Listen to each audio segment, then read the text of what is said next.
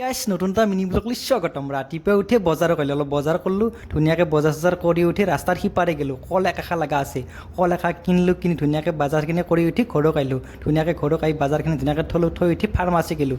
ফাৰ্মাচীত আহি ফাৰ্মাচীত যি কাম আছে কৰিলোঁ, আৰু গণেশ পূজা আছে, ধুনীয়াকৈ গণেশৰ মূৰ্তিবিলাক চাফা কৰিলোঁ, ধুনীয়াকৈ থাপনা চাফা কৰিলোঁ, কৰি গণেশৰ প্ৰিয় খাদ্য বুন্দিয়াৰ লাড়ু আনিলোঁ, আৰু ধুনীয়াকৈ গণেশ বাবাৰ ওচৰত অৰ্পণ কৰিলোঁ, ধূপ চাতি দিলোঁ, সেৱা জনালোঁ, দি উঠি পাঠশালাত গ'লোঁ। পাঠশালাত আজি গণেশ পূজা অলপ ডাঙৰকৈ পাতে, তাতে ধুনীয়াকৈ আহিলোঁ, ইয়াত গণেশ বাবাৰ আশীষ ল'লোঁ, আৰু আপোনালোকক দেখাই দিলোঁ। দেখা পাইছেনে গাইছ, এই পাঠশালাত গণেশ পূজা চলি আছে, আপোনালোক সকলোবিলাক দেখাই দিলোঁ। তাৰপিছত আহি থাকোঁতে ৰাস্তাত দেখা পালে এটা ল'ৰাই বৰশী বাই আছে, বৰশী বোৱাৰ দৃশ্য বুলি আপোনালোকক দেখাই দিলোঁ। আৰু কি মাছ পাইছে সুধিলোঁ, সেয়াৰ মাছে আপোনালোকক দেখাই দিলোঁ। দেখা পাইছেনে গাইছ, এই গৰৈ পুঠি কিবা পাইছি।